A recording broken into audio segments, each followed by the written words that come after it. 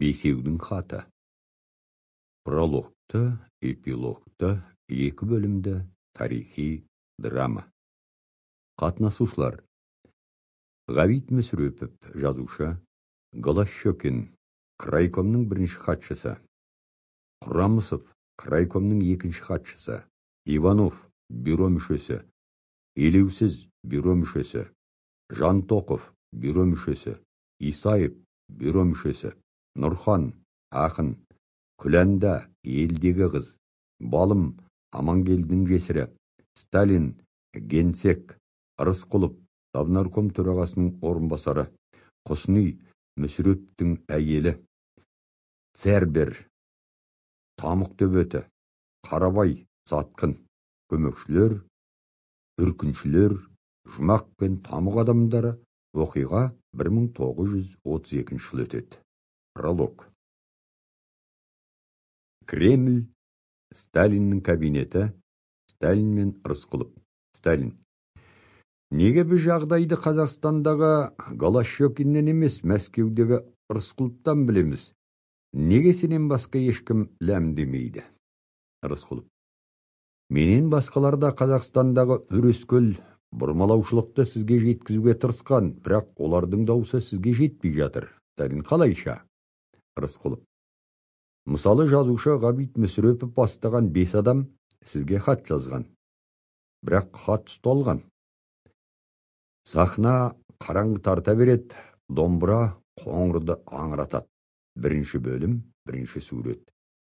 Алматы, Казкрайком, Голощекиннің кабинеті. Кезектен тыс шұғыл бюро мәжілісі өтіп жатыр. Ұзын столдың шар басында Голощекин, қос қапталда бюро мүшелері. Электр шамдал күңгірттеу әлденеге жыпылықтап тұрады. Голощекин шамдалға шақшия қарап, қол тоқпақтай ауыр сия сорғышты мығымдап ұстап, сонымен шамдалды періп бергісі келгендей. Үстінде сұр френч. Теке сақалы селкілден кіреп тұрады. Жарық әуелі оның сақалына ғана түсіп, бірте-бірте түр-түсін тұлғалайды. Оркестрде көбік шашқан ыңырсиды. Голощекин креслодан ұмтыла түрегеліп: жолдастар, жау шапқандай түн ішінде неге бюро шақырды деп ренжімеңіздер. Ал жалпы жау шапты десе де болғандай. Үстел үстіндегі қағазды улы жыланның құйрығынан ұстағандай салдыратып, қос саусағымен шетінен ғана абайлап қармап, даусы шырылдап: міне жау!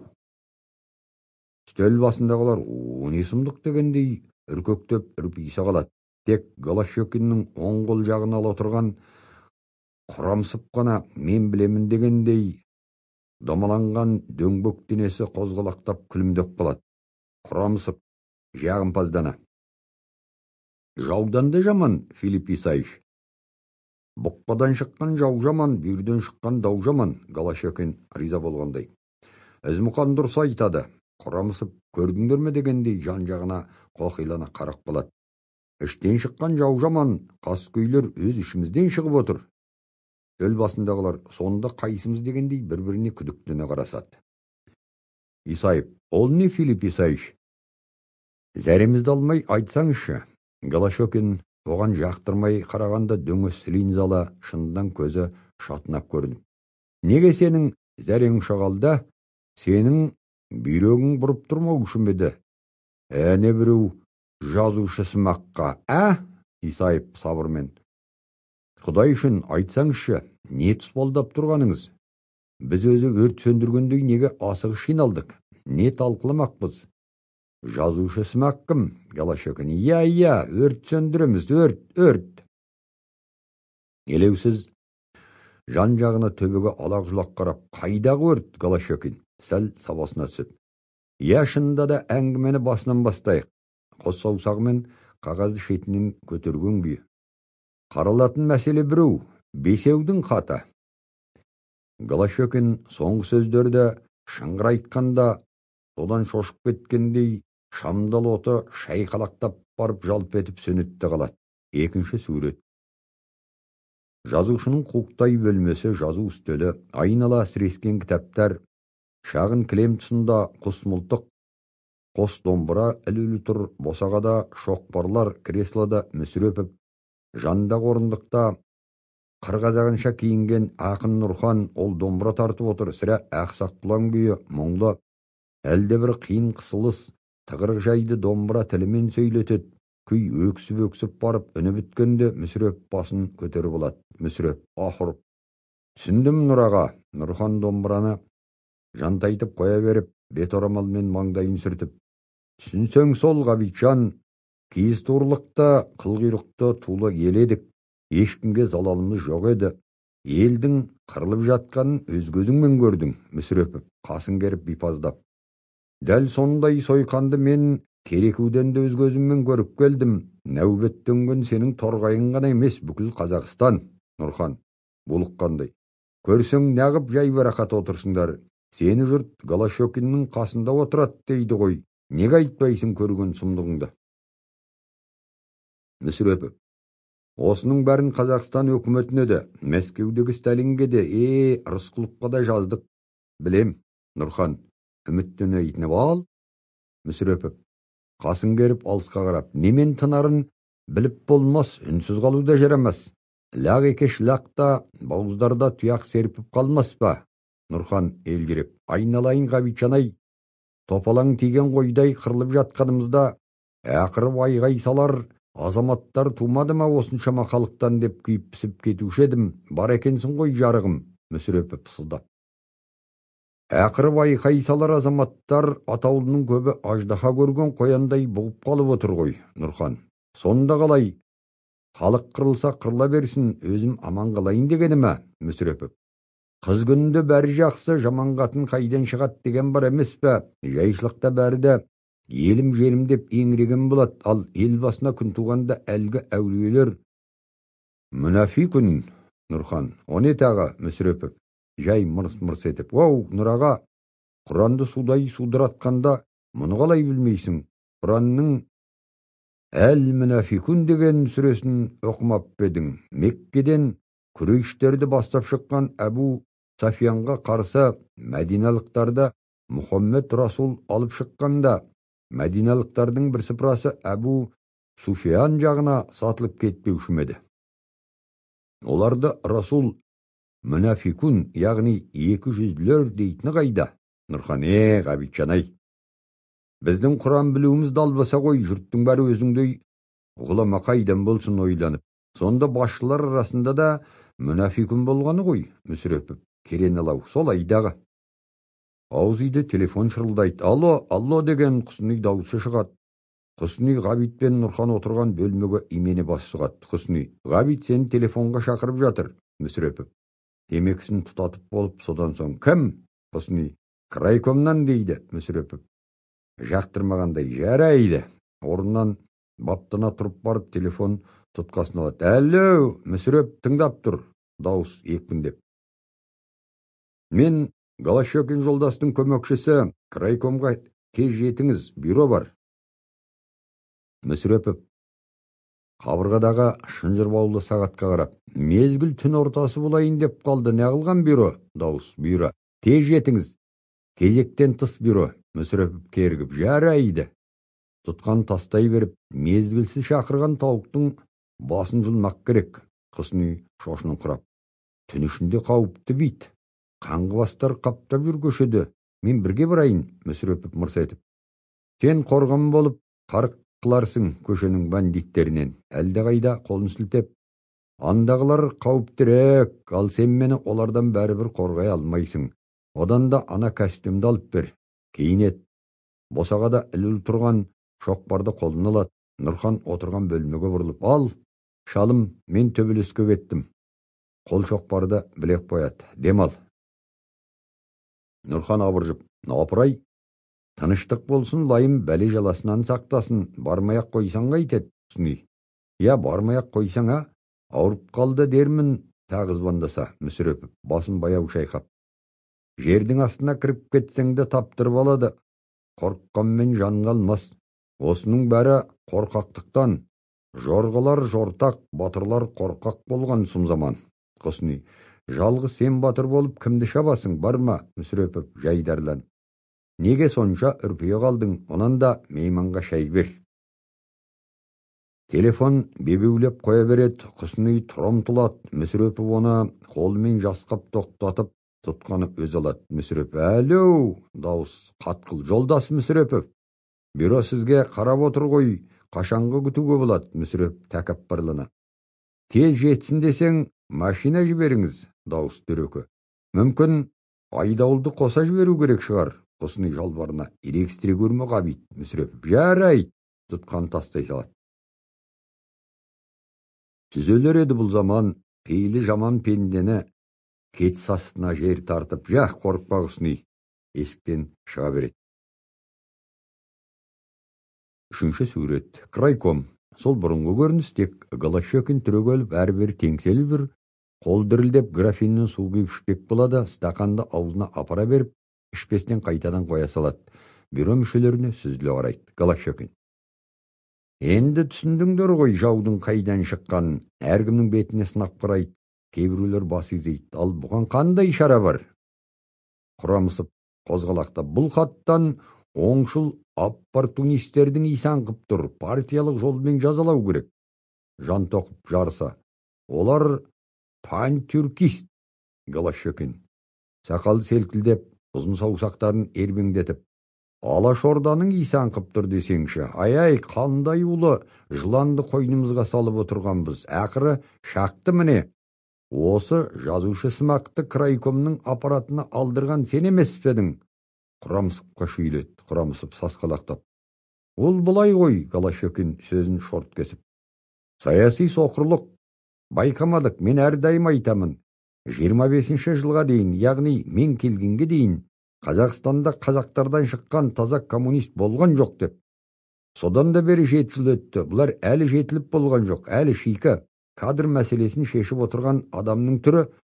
Құрамысыпты меңзейді. Исаев: «Мал аласы сыртында, адам аласы ішінде кім білген? Ондай ала Мәскеудің өзінен де шығып жатқан жоқ па?» Голощекин шатынап: «Иә, дәлелдерің көп. Троцкий, Каменев, Зиновьев, Рыков.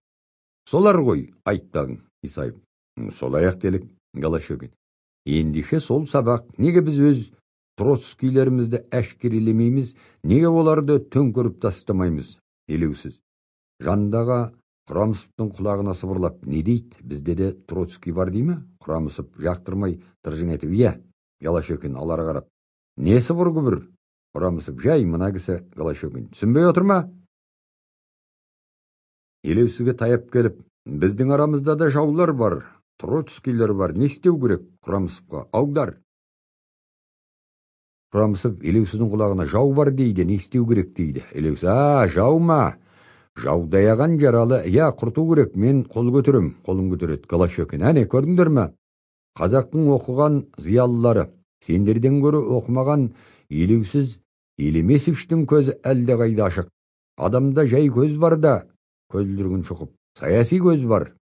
Елеусіз өзін Голощекин мақтап тұрғанын сезіп екіленді: «Я, жауды құрту керек. Мен қол көтеремін». Қолын ербитеді, бірақ басқа ешкім көтермеген көріп таңғалып: «Я, құрту керек». Голощекин сәл саябырлап: «Сонымен бір ауызды болайық. Бесеуінді партиядан аластау керек. Алашордашылармен қаншалықты қатынасы барын ОГПУ анықтасын. Шетінен бір-бірлеп шақырыңдар. Қоңырауды басып қалады, көмекші кіреді. Бәрі де келді ме әлгі бүлікшілердің?» Көмекші: «Мүсірептен басқасы». Голощекин: «Ол жазушы сымақ неге кешігеді? Айттың ба тез жет деп?» Көмекші: «Я, 2 рет». Құрамысып қыстырыла кетіп: «Ол маңғаз ғой, бір басып жеткенше таң атар». Голощекин арық алақандарын ысқылап: «Жыннан айырылған бақсыда етеріміз әлі. Сонда маңғаздықтан не қалар екен? Осы жазушы сымақтар неге кесірлі? Әне біреу Сейфуллин деген тіпті Құдайдың өзімен қатар отырғандай шіренеді. Табылған екен Толстойлар». Иванов: «Филипп Исаевич, дегенмен тым қатты кетпейік. Бұл бесеудің жазып отырғаны бір жағынан шындықта ғой. Одан да хаттағы жайттарды қаперге алып, елге жағдай қарастырайық та». Голощекин талып қалғандай көзін алайтып, қолын жайып: «Міне, тағы бір қайырымды басшыға келді. Сонда немене, кім жаман? Голощекин жаман, ә? Сен ғой жақсы көрініп шыға келмексің, ә? Мүмкін Голощекиннің орнына отырарсың, ә?» Иванов қабынып: Не деп кеттіңіз, Филипп Исаевич? Құдай үшін қиянат жасамаңыз.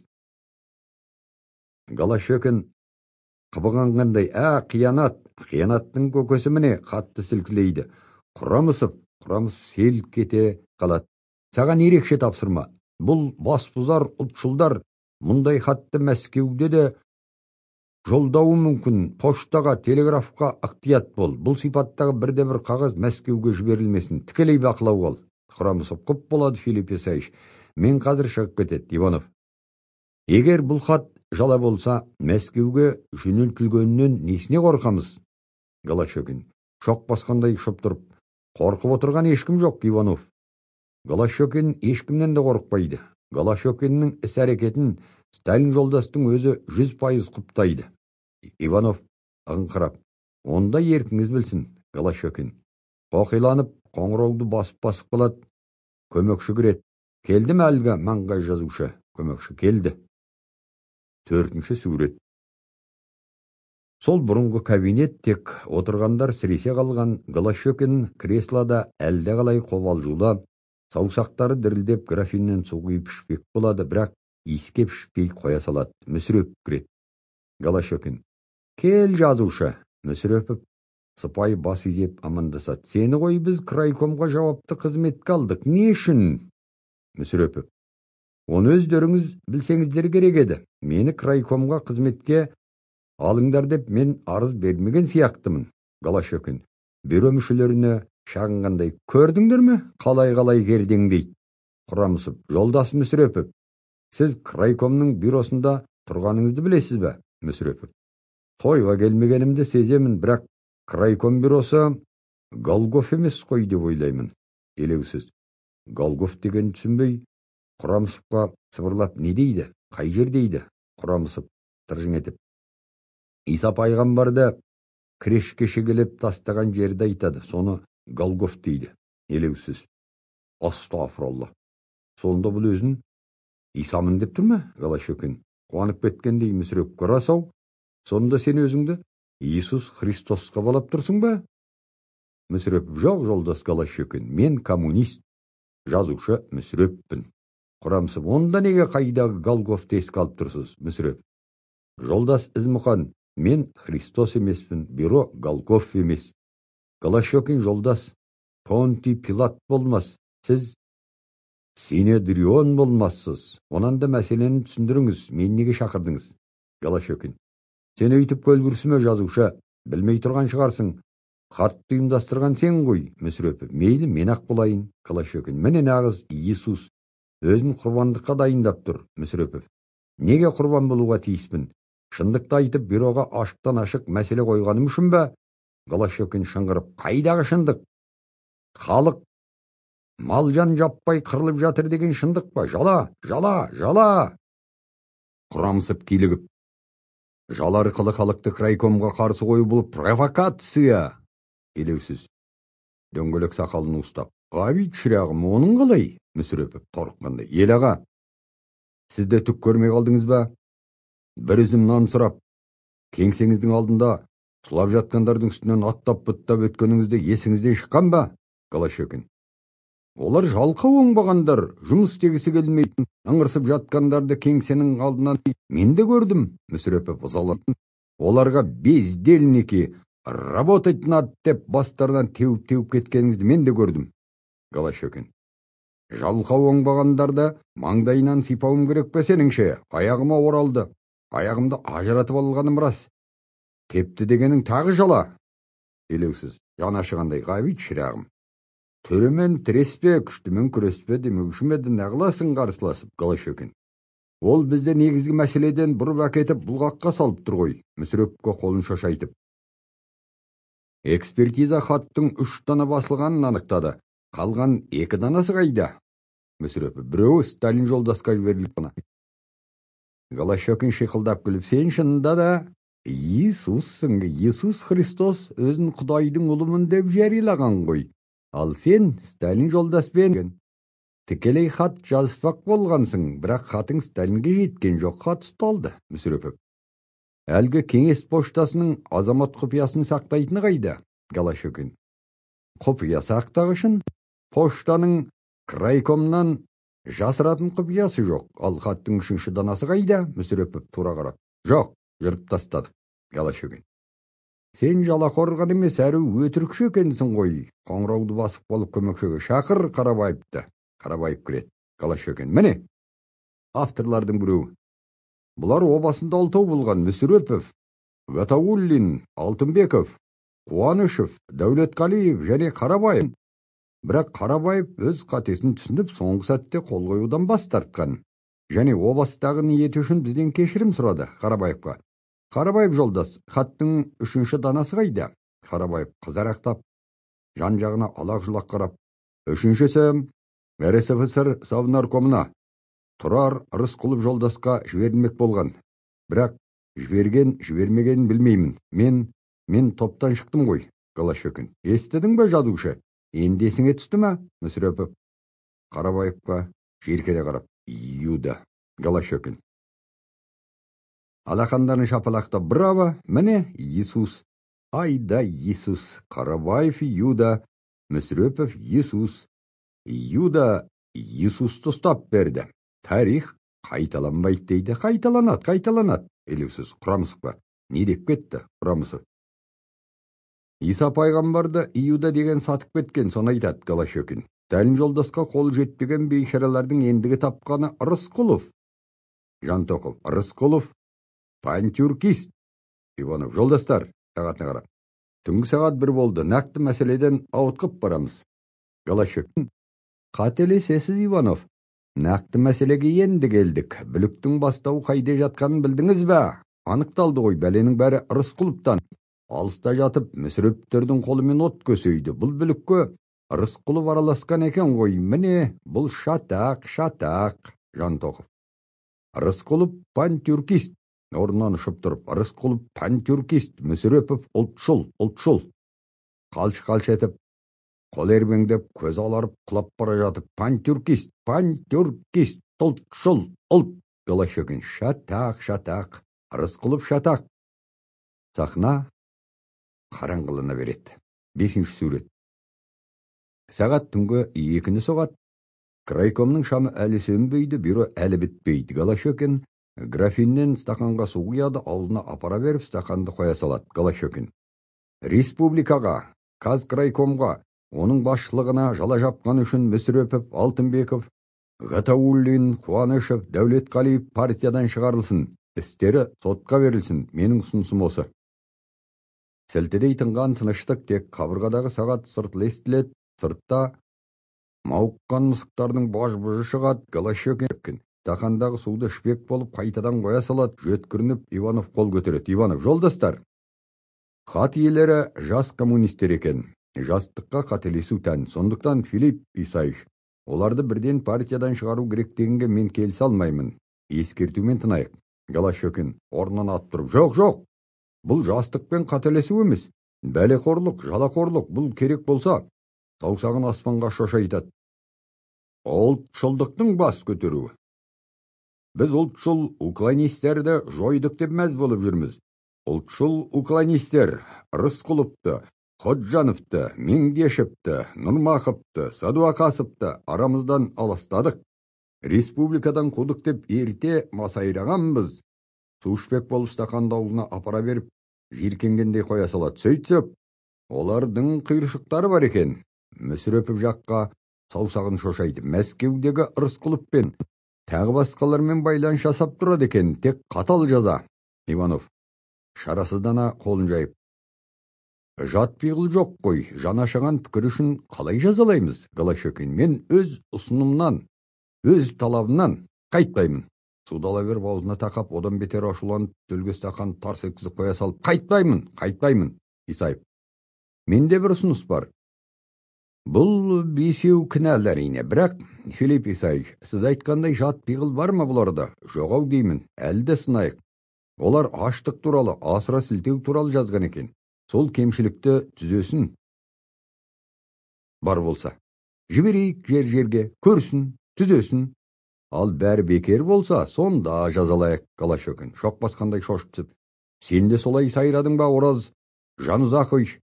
Мәскеуді барып паналаған национал Уклонистердің арандатуымен бес бұзық райкомға жала жабады, ал сен де оларды қорғайсың. Исаев күмілжіңкіреп. Олардың хатын мүлде жала деуге келер ме екен? Голощекин. Ек қол ербеңдеп, жала, жала. Біз Октябрь революциясының дауылы тек жанап қана өткен Қазақстанда кіші Октябрь орнатып, сол арқылы дауыл тұрғызып жатырмыз. Қолымен дауылды суреттейді. Дауыл ескі дүниені қоқыстан тазартады, кеудесін ұрып. Біз Қазақстанда жаңа тарихтың жасампаздарымыз. Дауыл, жаңа тарих. Түсінесіңдер ме? Ал мұндайда кейбір шығын болуы диалектикалық заңдылық. Мүсірепов басын тәуекелге тіккендей қатуланды. Диалектикада халық жаппай қырылсын деген заң жоқ. Голощекин шыңғырып. Сен шаласауатты азиат, диалектикадан не білесің? Мүсірепов сазара саспай. Мен білетін маркстік диалектикада ондай сойқан жоқ. Сіздің айтып тұрғаныңыз Римнің баяғы императорлары Нерон мен Калигуланың диалектикасы. Залтына қалады. Әлгіде ғана оны жақтап тұрған Ивановта басын шайқап, ерін тістейді, әлгі сөздерден түк түсінбеген елеусіз, жан-жағына жалтақ қарайды, елеусіз. Ақыры шыдай алмай Құрамысовқа не дейді, не болып кетті? Құрамысов жырана иығын қиқан еткізіп. Тыныш отырыңыз, ақсақал. Голощекинге қарап, бұл шектен шыққандық. Қайдағы Нерон, қайдағы Калигула? Голощекин аңырып таңырқап, бәсе, қай Нерон? Жантақов. Пантюркист, что ли? Иванов бетін басып күліп. Неопантюркист. Жантақов шамданып. Күлмеңіз, күлетін жай емес. Голощекин тыныштал, жауап естейік. Мүсіреповке, кәне айт, Мүсірепов. Шегінерге жер қалмай, біздің заманымыздың шырқау басында Римді Нерон деген император билепті. Халқын аштыққа ұшыратып, ешкімде ештеңе қалмасын деп жарлық шығарыпты. Римді әдейі өртетіп жіберіп, өзі меценат мұнарасына шығып алып, өртке қарап тұрып, Трояның күйреуі деген әнді айтқан. Голощекин әдейі қызықтап. Тоқта, сонда Нерон император басымен ән салған ба? Мүсірепов мырс етіп. Салғанда қандай? Бар халықты театрға жиып алып, есік-тесігін тарс бекіттіріп тастап, тарғыл даусымен күндіз түні ән салғанда, екі қабат әйелдер шыдай алмай театрда босанып қалады екен. Голощекин қызыға түскендей. Тағандай өнер бар екен? Мүсірепов. Мүлде жазықсыз адамдарды өлім жазасына кеседі екен де, үкімге қол қоярда өз басын өзі тоқпақтап, әттең бүйткенше хат танымас кешше болсамшы деп өтірік қайғырады екен. Голощекин зымияндана жымиып. Тағы не депті? Мүсірепов. Нерон басына зауал туып өлер шақта әттең дүние неткен ұл әртіс өліп бара жатыр депті дейді. Голощекин мүләйімсіп. Ал Калигула не істепті? Мүсірепов. Жақсы көрген арғымақ атын консул сайлатып, елеусіз жаққа еріксіз қарап, мәжілісте консулдармен бірге отырғызған көрінеді. Голощекин кенет қан ішіне тартып. Ал жолдас Исаев, жолдас Иванов. Осыдан кейінді мына жазушы партия қатарында қала бермек па? Иванов не күлгені, не қысылғаны белгісіз. Филипп Исаевич, бұларға дауа бар ма? Өйтпесе ол жазушы бола ма? Әңгімені ушықтырмай, Исаев жолдастың ұсынысын қабылдайық та. Голощекин әуелі тұтығып. Либерализмнің шегі болмаушы еді бұл не, Иванов? Бұл бізді қайдағы бір қаныпезер деспоттар мен тирандарға теңеді ғой, сонда түсінбедіңдер ме? Иванов. Әдебиетте гипербола, образный мышление деген болады, оларға жарасады. Құрамысов жөткірініп, жұрт назарын өзін аударып. Жоқ, жолдас Иванов, мынау біздің крайкомда бұрын соңды болмаған сұмдық. Сіз шыннан аңдымай қалдыңыз ба? Нерон ешкімде ештеңеде қалмасын дейді. Ал бізге қазір біздің жауларымыз бай кулактар. Голощекин бастаған крайком асыра сілтеу болмасын, аша тұяқ қалмасын деп айтыпты деп жала жауып жүрген жоқ па? Голощекин Құрамысовқа емірене қарап, қанаттанып. Нерон Римді өзі өртетіп беріп, өзі соған сүйсіне қарап ән салыпты. Мынау Мүсірепті меңзеп, бізге жарапазын айтып отырсыңдар деп тұр ғой. Құрамысов құлшынып. Нерон театрдың есік-тесігін бітеп тастап, күндіз түні ән салғанда, екі қабат әйелдер театрда босанып қалған екен. Ал сонда түн ортасынан ауғанша бітпей қойған мына бюрода жазушы Мүсірепов шыдай алмай нетіп қалып жүрмесін. Өз сөзіне өзі мәз болып қарқ-қарқ күледі. Түккө түсінбеген илеусіз қосыла күлет. Жан тоқып, шықшыта бұлтылдап, пантюркист, Голощекин. Құрамысып, оспағының оспадарсы шыққанын сезіп, қабағын шытып, жа, қайдағы бір сандырақты әкеліп өзімізге таңа бермейік. Иванов, міне мұныңыз жөн, Филипп Исаевич. Бесеудің хаты талқыланып, ілтипатқа алынды дейік. Хаттың авторлары қазіргі күрделі жағдайды жөндеуге септігін тигізу үшін жер-жерге іс-сапарға жіберілсін дейік. Осындай шешімге келіп, осымен тарайық. Исаев, дұрыс. Голощекин, либералдар, келісімпаздар, булығып, бұл. Дәл осы кезде крайком терезесінің алды жарқ-жұрқ етіп, Орасан найзағай ойнап өтетті, артынша аспан қағайырылып жерге түскендей болып, күңірене күңгіркіреп қоя береді. Төбедегі шандалдар теңселіп, шылдыр етеді. Елеусіз. Төбесіне құнзы бөркін кебер, бисмилля, субханалла, жан тоқып бұға түсіп. Проделки пантюркистов. Құрамысов. О да қыбжықтап, сен оттай береді екенсің, Иванов. Сабыр жолдастар. Кәдімгі Алатаудың долына изағай ғой қазір басылады. Осы кезде терезе алды алаулап жарқ ете қалып, тағы да аспан қақыра бола жөнеледі. Елеусіз. Әлхамдулилля раббил аламин. Мүсірепов. Сыздана қасын керіп. Мүнафикун. Күн тағы да күңіренек күрілдей жөнелгенде Голощекин креслоның тасасына бұға қалады. Лезде шам сөніп, шымылдық жабыла береді.